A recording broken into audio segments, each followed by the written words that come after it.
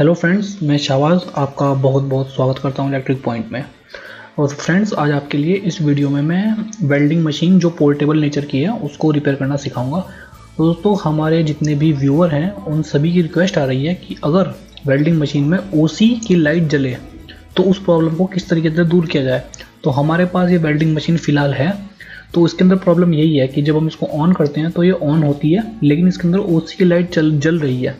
तो आज मैं आपको बताऊंगा कि क्या इसके पॉसिबल कारण हो सकते हैं। दोस्तों, इसमें मैं एक चीज़ आपके साथ और डिस्कस करूंगा और इसमें मैं आपको बताऊंगा कि वह क्या कारण होते हैं कि किसी इलेक्ट्रॉनिक्स आइटम को ठीक करना बहुत ही ज़्यादा मुश्किल हो जाता है। वह भी आज हम इस वीडियो में सीखेंगे और मैं आपको बताऊंगा कि क्यों ऐसा होता है।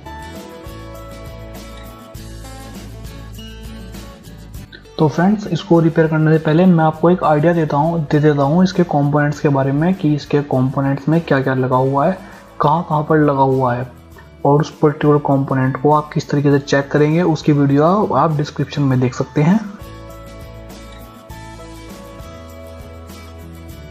तो फ्रेंड, इसके अंदर ये 1 2 3 4 ये इसके अंदर IGBT लगे हुए हैं और इसके बराबर में 1 2 3 4 ये मॉसफेट हैं।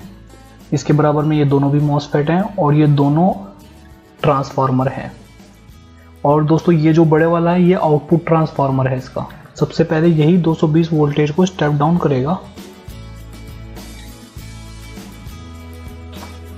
यह दोस्तों इसकी हीट सिंक है और इसको बाहर निकालने के लिए आप देख सकते हैं ये इसका फैन लगा हुआ है। और आप देख सकते हैं इसकी हीट सिंक कितनी ज़्यादा स्ट्रांग है, इसका फैन भी काफ़ी ज़्यादा स्ट्रांग है, जो ये दर्शाता है कि इसके अंदर बहुत ही ज़्यादा हीट प्रोड्यूस होती है और उसके कंपोनेंट्स बहुत ज़्यादा हीटअप हो जाते हैं। तो बेसिकली क्या होता है कि इसके अंदर इसके कंपोनेंट अधिकतर ब्लास्ट हो जाते हैं और हमारी जो मशीन है ये ओपन सर्किट शो करने लग जाती है और हमारा सर्किट बीच में से ब्रेक हो जाता है।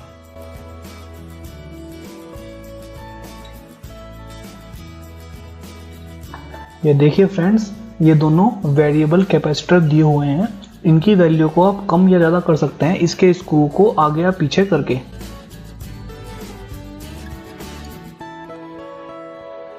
ये देखिए, जैसे हम इसके स्क्रू को घुमाएंगे तो इसकी वैल्यू या तो घटेगी या बढ़ेगी। तो इन कैपेसिटर को वेरिएबल कैपेसिटर कहा जाता है।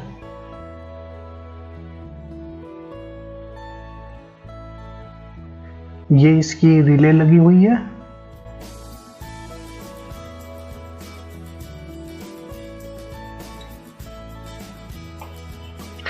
ये देखिए फ्रेंड्स, ये इसके अंदर फिल्टर कैपेसिटर लगा हुआ है। ये 2 लगे हुए हैं नीचे बड़े बड़े और ये 2 ऊपर लगे हुए हैं छोटे फिल्टर कैपेसिटर। ये आप नीचे देख सकते हैं। ये देखिए, ये दूसरा फिल्टर कैपेसिटर है और ये 820 माइक्रोफैराड 400 वोल्ट का है।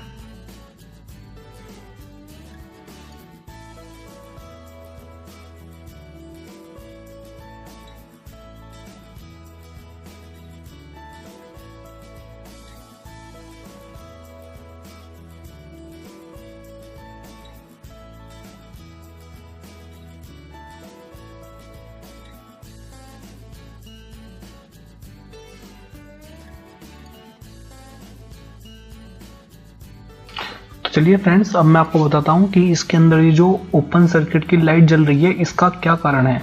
इसमें ये तब होता है दोस्तों, तब आपका कोई सर्किट ओपन हो जाए। इसमें देखिए दोस्तों, इसके अंदर 4 ये जो IGBT लगे हुए हैं ये ब्लास्ट हो चुके हैं। चारों के चारों ये IGBT खराब हो चुके हैं और हमारा सर्किट ओपन हो गया है, जिसकी वजह से OC की लाइट जल रही है लगातार। जब हम उसको ऑपरेट भी कर रहे हैं तब भी हमारी OC की लाइट जल रही है। और फ्रेंड्स, अगर आप इसके सर्किट को सही तरीके से देखें तो आप देखेंगे जो ब्लैक लगा हुआ है, इससे इसके सारे कंपोनेंट्स आपस में बिल्कुल फिक्स हैं, मतलब कि उनको चेंज या रिप्लेस नहीं किया जा सकता। ये इस मशीन की सबसे बड़ी डिसएडवांटेज है कि अगर इसका कोई कंपोनेंट खराब हो जाता है तो आप उसे बिल्कुल भी चेंज नहीं कर पाएंगे। तो इसलिए दोस्तों, इस मशीन को रिपेयर करना बहुत ही ज़्यादा मुश्किल है। हम आपको यही सलाह देंगे फ्रेंड्स कि इस ब्रांड की पोर्टेबल वेल्डिंग मशीन बिल्कुल भी बाय ना करें। आप दूसरी वेल्डिंग मशीन बाय कर सकती हैं जिसमें यह ऑप्शन रहता है कि अगर आपका कोई कंपोनेंट खराब हो जाता है तो आप उसको रिप्लेस कर सकें। तो फ्रेंड्स, अगर आपको वीडियो हमारी अच्छी लगी प्लीज़ वीडियो को शेयर करें, लाइक करें। दोस्तों, अगर आप हमारे चैनल से जुड़ रहना चाहते हैं और इस कमाल की वीडियो अपने ईमेल पर मैसेज पर रिसीव करना चाहते हैं तो इस चैनल को सब्सक्राइब करना बिल्कुल भी ना भूलें। धन्यवाद। अस्सलाम वालेकुम।